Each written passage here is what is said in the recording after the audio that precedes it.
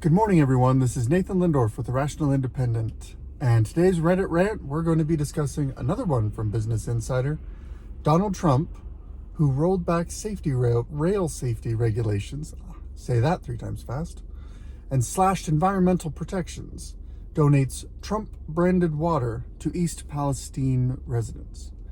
So this actual article is pretty lightweight. It's pretty fluffy. Basically, if I was to boil it down for you, what it basically is talking about is it's very important that we regulate things like trains to keep them safe and to keep communities safe. And Obama was good because he regulated them, and Trump is bad because he deregulated them. So indirectly, we can kind of blame President Trump for the recent toxic spill in East Palestine. And maybe there's some merit to that, honestly. When you look at regulations, you have to, as I look at it, anytime you have a free market, you need to do your best to try and constrain negative externalities. Where if I'm taking actions within the market to benefit myself and provide a service or a good to the people around me, to my customers, but I do it in such a way that what I'm producing or the actions that I'm taking harm third parties, that's a negative externality. In other words, you and I have a transaction, you're my customer. But as part of that transaction, there's a negative outcome external to that transaction. So this would be different than something like if I sell you cigarettes and you smoke them and get cancer. That's terrible, but that's not a negative externality because you're a participant in this exchange. Secondhand smoke in a plane or a restaurant causing cancer creates a negative externality where you want to buy cigarettes and I want to sell you cigarettes, but the outcome of that transaction is that a third party gets cancer. It really goes against human nature to trust people will protect uninterested third parties. Some people will, some people won't, human nature being what it is. So I think this is one of the reasons why I don't subscribe to an anarchist or libertarian philosophy. I think there is room in the world to allow for regulations targeted at negative externalities in the marketplace. That being said, the current status quo is that we have a highly regulated marketplace along a lot of levels. And unfortunately, regulations increase costs, they slow down production, they create negative externalities themselves, honestly, is probably the best way of looking at it. I think that we could do well to go through and look across the galaxy of existing regulations in the Federal Register and across all the different administrative state entities. And probably 2/3 of those regulations we could get rid of and have very little impact on society as far as negative externality goes, and would free up a lot of effort and innovation and create a better marketplace for all of us.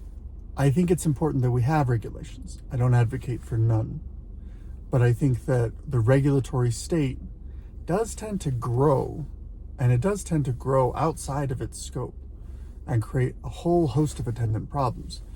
So we're kind of dealing with fire here. It's important and it's dangerous. Coming back to the article, a little more specifics. One of the things that I wanted to point out, Donald Trump is not a very photogenic man, just objectively speaking. He's not a beautiful human being. Doesn't mean he's not a good person. I've never understood the appeal of the Trump hair. I know he puts a lot of effort into it, but it seems like a lot.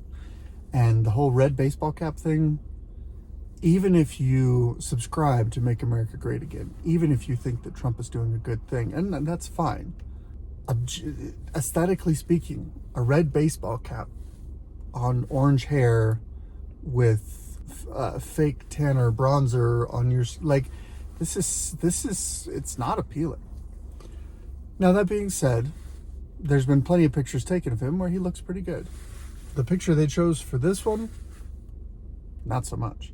And what I think is really interesting is that he's standing right next to his son, Donald Trump Jr. And I've seen Donald Trump Jr. get interviewed. I've seen him discuss a lot of things.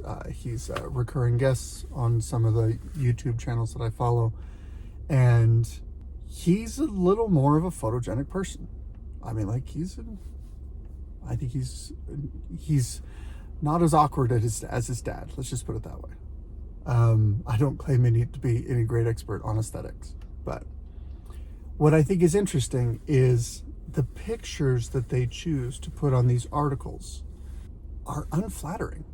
And it's interesting to me that they would choose, we talked about it the other day, that the picture on the article is captioned Donald Trump with his mouth open. Like, that's as much effort as they put into it. It's just a blanket descriptor, and it's not flattering. Here you have a picture where neither father nor son are even looking at the camera. They're clearly in the middle of a mix. They're getting ready to announce they're donating some water bottles, whatever. It looks like a cameo while you're getting family together for Thanksgiving, and you ask a random uncle and grandpa.